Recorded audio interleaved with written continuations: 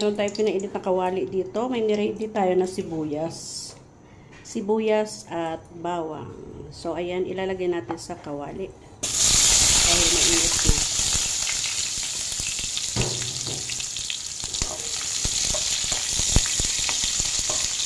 Ang hirap ng aking yung nakasabit sa loob. So, ayan, haluin natin siya hanggang maghiwalay ang sibuyas. At medyo brown na rin yung ating bawang. So, ayan, magigisa tayo ng atay ng manok. Lalagyan natin ng gulay. Kasi parang mas masarap pa rin yung may gulay dito. Hindi naman sabihin sakto ito. Kumbaga, type ko lang na mayroong gulay. Ayan. Ilagay natin yung ating hinugasang atay ng manok.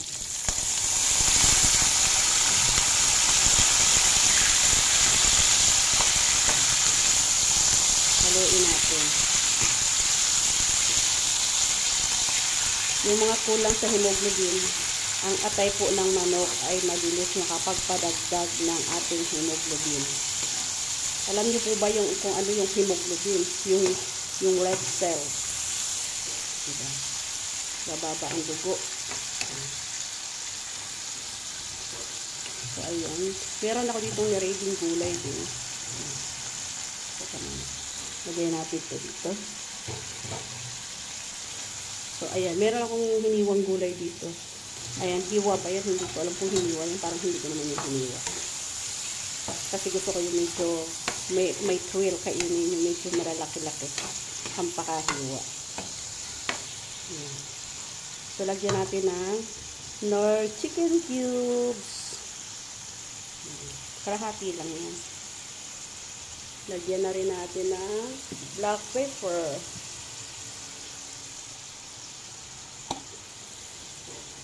Siguro mga isang kutsarang black pepper yan. Kalahati.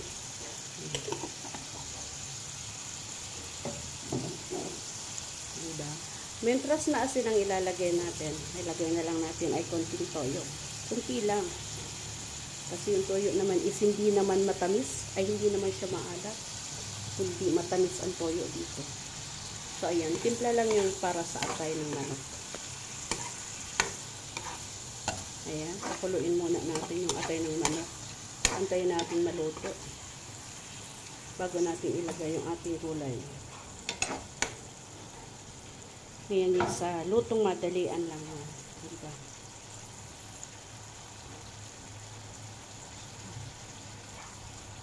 Guys, luto na yung ating atay. Lalagay natin yung ating gulay. Para ano lang yan, para color lang yan sa aking atay.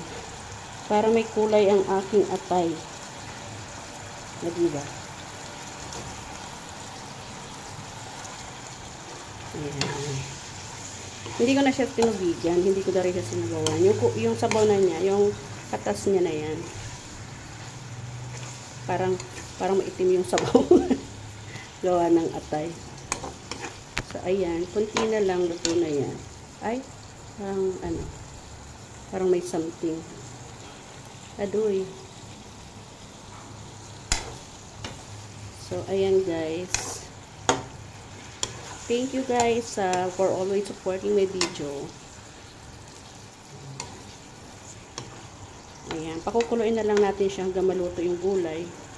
And then, kainan na. Magdala na kayo ng kainyong kanin. Katuto na ang ating ulam. Guys, ayan. Ready na yung ating ginisang liver ng manok na merong gulay.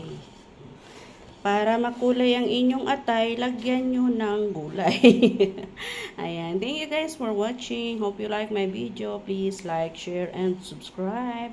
And para po ma-notify kayo sa lahat ng aking video, pa-share na rin po. Ayan. Thank you so much for watching. Hello guys. Kain tayo. Lunch break po. Kape? Kain lang po. Ayan. Kain tayo. Kanin.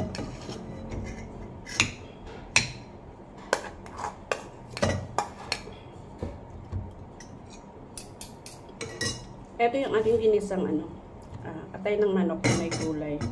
Gulay na makulay. O diba? Aray ko mainit. Ayoko naman na kasi puro atay lang ang kakainin. Kailangan may kasama pa ring gulay.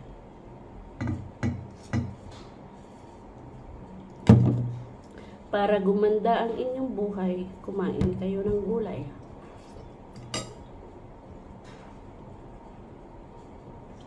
Kayo guys, kumain na kayo. Ngayon lang na naman ako nakakain ng atay. Gawa ng ito ay matakas sa uric acid. Pero maganda to sa mababa ang hemoglobin.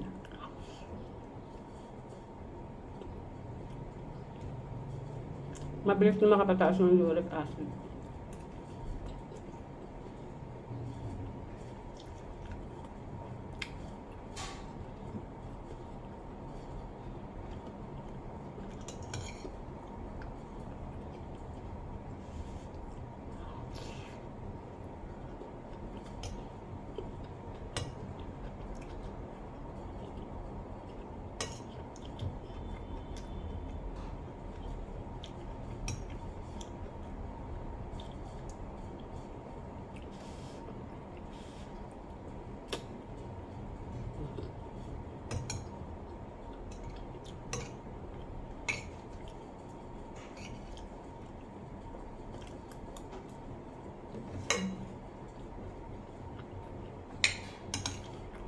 Mura lang to dito ng atay na manok.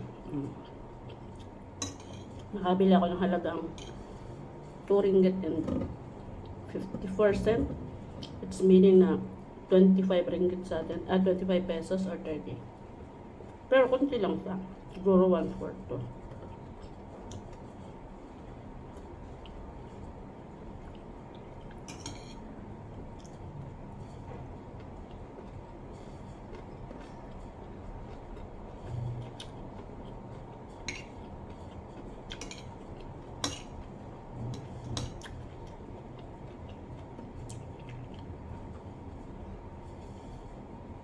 Yung nag-exercise ka, tapos kakain ka na marami, niloko mo lang yung sarili mo.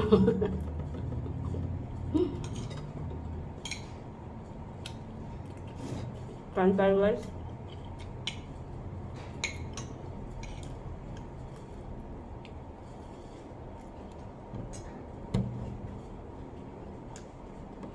Hindi makita kung ano yung pinakain ko, no?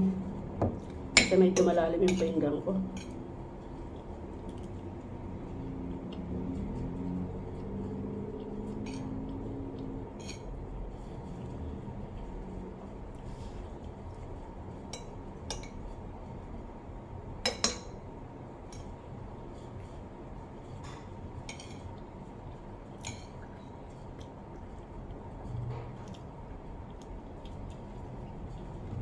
Thank you for watching guys. Ayan, napasarap yung kain ko, din ako nakapagpaalam.